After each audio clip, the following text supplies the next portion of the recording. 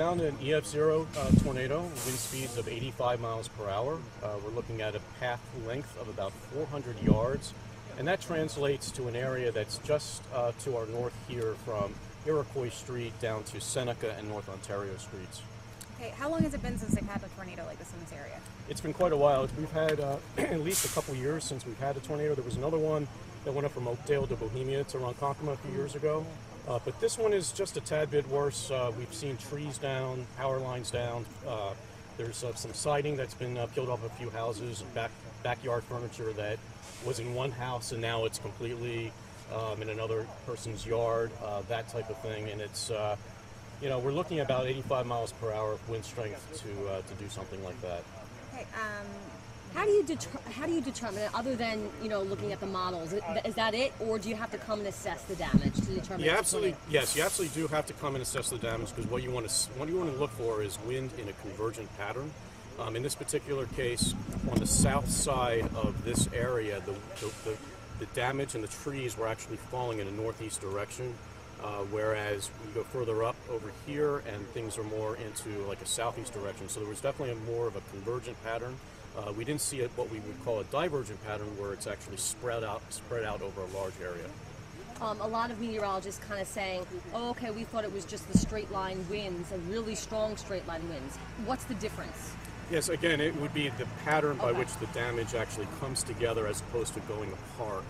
In this case, it was definitely a pattern where the wind and the trees and the damage, all the debris and siding was more in a convergent pattern. let me ask you, was there a warning that went out last night? I mean, did you guys see this coming? Yeah, we did have a severe thunderstorm warning in effect, and occasionally tornadoes do evolve out of severe thunderstorms, and we also had tornado warnings up, as you're probably well aware, up in Rockland counties and Westchester and Fairfield County, Connecticut. So severe thunderstorms were definitely in the forecast. This particular storm was more of a quick spin up. In fact, it didn't travel very far. Again, it was only 400 yards wide. But occasionally tornadoes do evolve out of a very strong severe thunderstorm. And you mentioned that you guys have other crews out doing assessments as well? Yes, we do. Those surveys are going to take a bit longer. The damage was far more extensive up across the lower Hudson Valley and southwest Connecticut. How lucky are these people? Tornadoes are tornadoes. Yeah, so no injuries? They are very lucky. Although folks that had damage to their homes and their cars, not so lucky. But again, as you just stated, the mission of the National Weather Service is the protection of life and property. So fortunately, nobody did lose their life, and occasionally this type of thing happens. It's very rare for it to happen in October.